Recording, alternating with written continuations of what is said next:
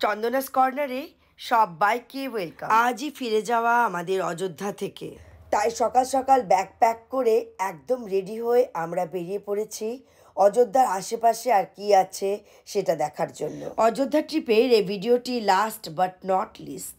প্রথমেই চলে এসেছি আমরা চক্রবর্তী মহারাজ দশরথজির রাজমহলে। অযোধ্যার এটি একটি ঐতিহাসিক প্রাসাদ। রামায়ণের অনুসারে রাজা দশরথের শাসনকালে নির্মিত হয়েছিল এই রাজপ্রাসাদটি।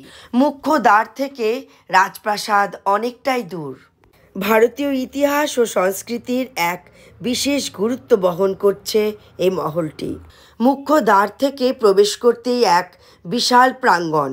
প্রাঙ্গণের মধ্যে রয়েছে একটি বিরাট বেদি। কোনো ধর্মীয় অনুষ্ঠান, বিবাহ আদি সম্পন্ন হওয়ার জন্য এই বেদিটি প্রয়োগ হতো। প্রাঙ্গণের পরে রয়েছে আরেকটি দ্বার। এই দ্বিতীয় দ্বারটি পেরিয়ে আমরা এগিয়ে গেলাম রাজমহলের দিকে। হাজার হাজার বছর আগে ত্রেতা যুগে যে কাঠামো দাঁড়িয়েছিল, এটি সেই একই কাঠামো নয়। যুগের অন্তরে অনেক মেরামতের কাজও হয়েছে এই প্রাসাদটিতে। উজ্জ্বল প্রবেশদ্বার, আকর্ষণীয় পেন্টিং, সবই কিছু একই রকম রাখার চেষ্টা করা হয়েছে। সকাল থেকেই অনুরাগীদের রামের নামে গান বাজনা চলছে। এগোলাম তৃতীয় দ্বারের দিকে। তৃতীয় দ্বারটি পেরোবার পরেই রাজমহল। অযোধ্যার রাজা দশরথের রাজমহল। এই মহলেই জন্মগ্রহণ করেছেন ভগবান শ্রীরাম। ভগবান রাম এবং তার ভাই বোনদের শৈশব ও কৈশোর কেটেছে এই রাজমহলে। সেই সময় ছিল রাজা দশরথের এটি শাসন কেন্দ্র।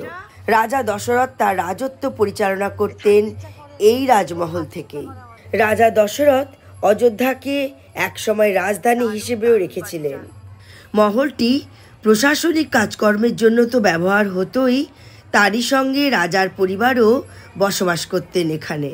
মহিলাদের জন্য বিশেষ একাংশের আবাসস্থলও ছিল। বিভিন্ন আকর্ষণীয় পেন্টিং এবং কারুকার্য হাসি মুখে অতিথিদের অভ্যর্থনা জানাচ্ছে। হিন্দু ধর্মের প্রাচীন ঐতিহ্য এবং সংস্কৃতির সাথে গভীরভাবে জড়িত আছে এই রাজমহলটি। পর্যটকদের কাছে একটি প্রাচীন ঐতিহাসিক স্থান হিসেবে পরিচিত এই রাজমহলটি। বর্তমানে প্রাসাদে ভগবান রাম, তার সহধর্মিণী সীতা ও ভাই লক্ষ্মণের মূর্তি রয়েছে। এখানে প্রতিদিন তারা পূজিত হন। তাছাড়াও অনেক ধর্মীয় অনুষ্ঠান এখানে হতে থাকে। মূর্তিগুলো খুব সুন্দরভাবে সুসজ্জিত।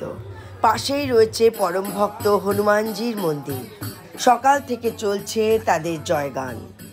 তাদের জয়গানে মুখরিত হচ্ছে সম্পূর্ণ প্রাসাদ। আরও একটু এগিয়ে রয়েছে কনক ভবন। প্রবেশ করলাম আমরা কনক ভবনে। ভগবান রামের সঙ্গে সীতা দেবীর বিবাহের পরে নববধূকে চোখ ধাঁধানো কনক ভবন উপহার দেন মা কৈকেয়ী।